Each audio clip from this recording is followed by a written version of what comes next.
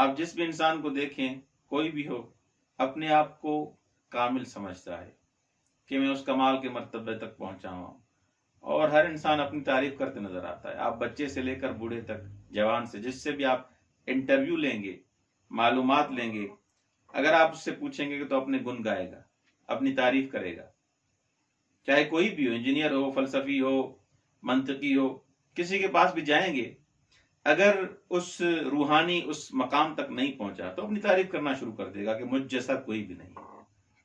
لیکن حقیقت کیا ہے؟ کون ہے جو اس مقام تک پہنچا ہوا ہے؟ کس سے پوچھیں؟ آیا کوئی ملاک و معیار ہے یا معیار نہیں ہے؟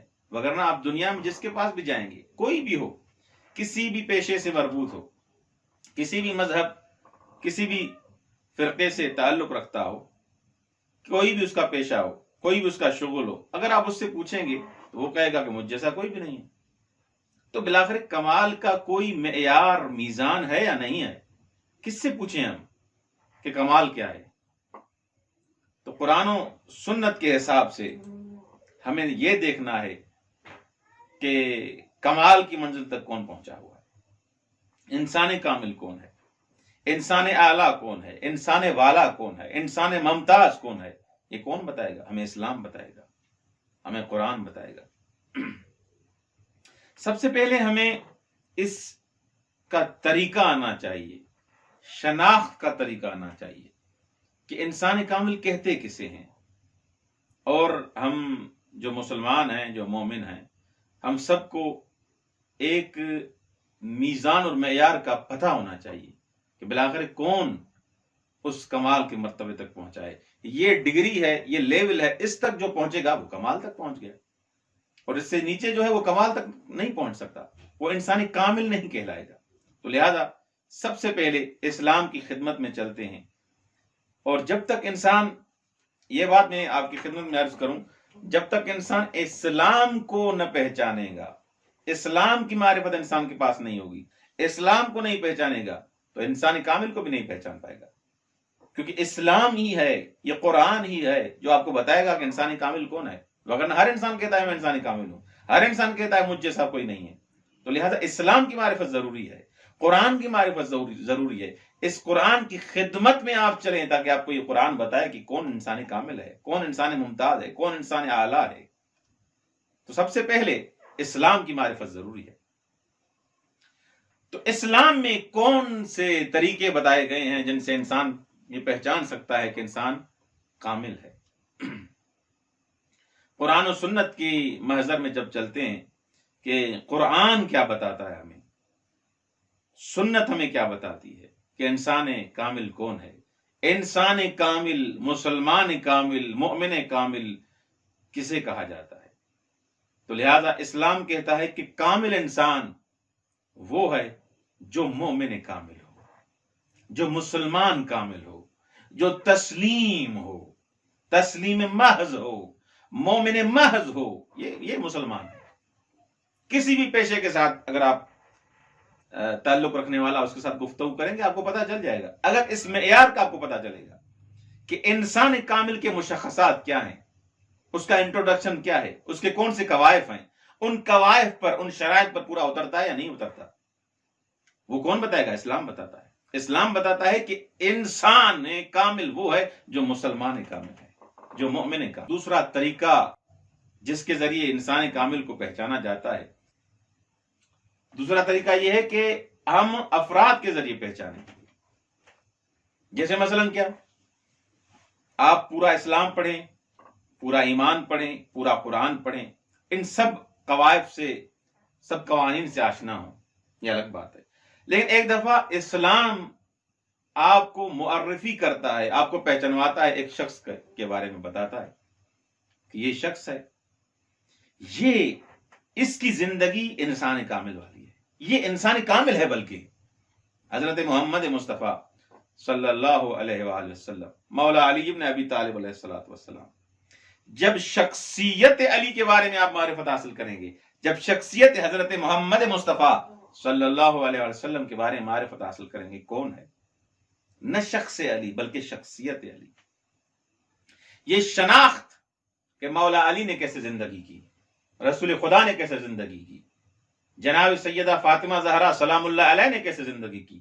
جب ان شخصیات کو انسان ان کی زندگی پڑھے گا کہ بے عنوان مسلمان، بے عنوان مومن، انہوں نے کیسے زندگی گزاری، ان کا حرف بحرف، ان کا ہر فعل، ان کا ہر عمل ہمارے لیے آئیڈیل ہے. بس ایک طریقہ یہ ہے تو انسان کامل ہے. انسان کامل جو اسلام نے معرفی کیا ہے، اس کے جو قواعد، اس کے جو قوانین، اس کے جو شرائط بتائیں، اس انداز سے ہم پہچان سکتے ہیں.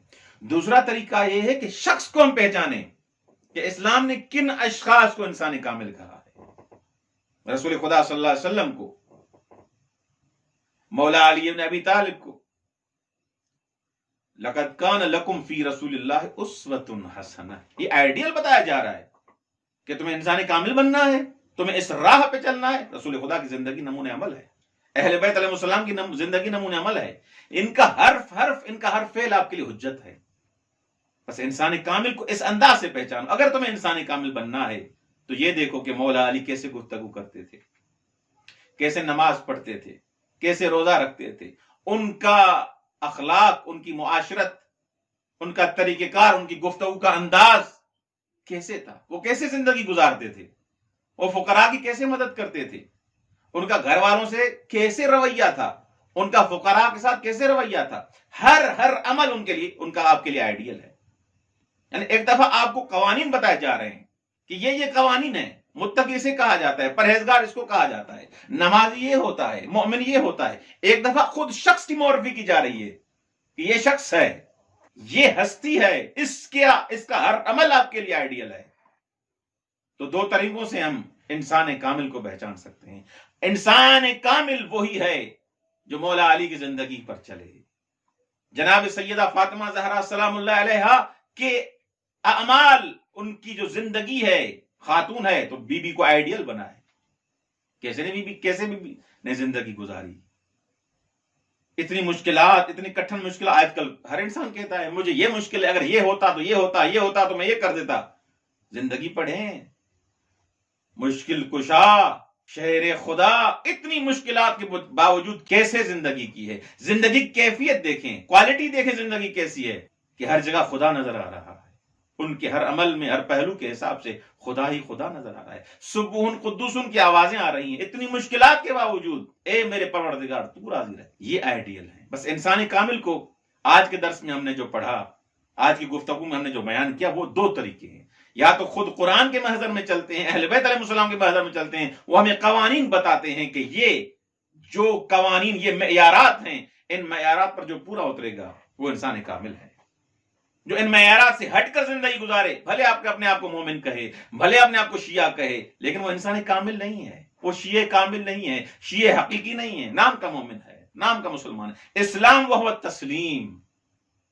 دوسرا طریقہ یہ ہے کہ اہل بیت علیہ السلام کی زندگی آئیڈیل ہے. اب دیکھو اہل بیت علیہ السلام نے کیسے زندگی گزاری.